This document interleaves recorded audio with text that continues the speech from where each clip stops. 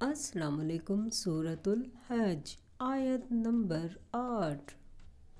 اعوذ باللہ من الشیطان الرجیم، بسم اللہ الرحمن الرحیم۔ اس میں ہم انسان کے بارے میں بتائیں گے۔ لائک کریں، سبسکرائب کریں اور بیل آئیکن پر کلک کریں۔ اور لوگوں میں کوئی ایسا بھی ہے جو خدا کی شان میں بغیر علم و دانش کے اور بغیر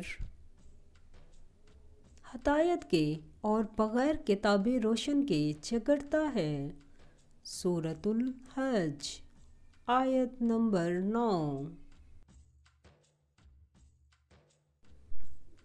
اور تکبر سے گردن موڑ لیتا ہے تاکہ لوگوں کو خدا کے راستے سے گمراہ کر دے۔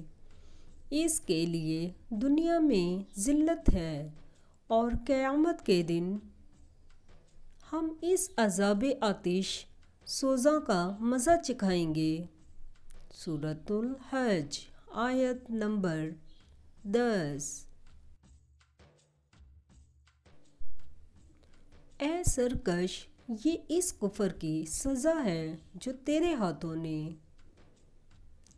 آگے بھیجا تھا، اور خدا اپنے بندوں پر ظلم کرنے والا نہیں۔ سورۃ الحج آیت نمبر 11۔ اور لوگوں میں بعض ایسا بھی ہے جو کنارے پر کھڑا ہو کر خدا کی عبادت کرتا ہے اگر اس کو کوئی دنیاوی فائدہ پہنچے تو اس کے سبب مطمئن ہو جائے، اور اگر کوئی آفت پڑے تو منہ کے بل لوٹ جائے، یعنی پھر کافر ہو جائے۔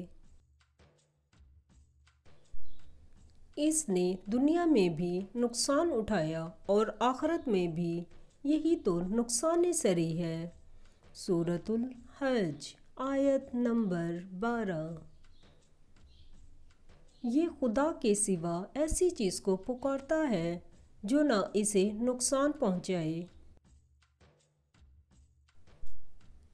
اور نہ فائدہ دے سکے، یہی تو پرلے درجے کی گمراہی ہے۔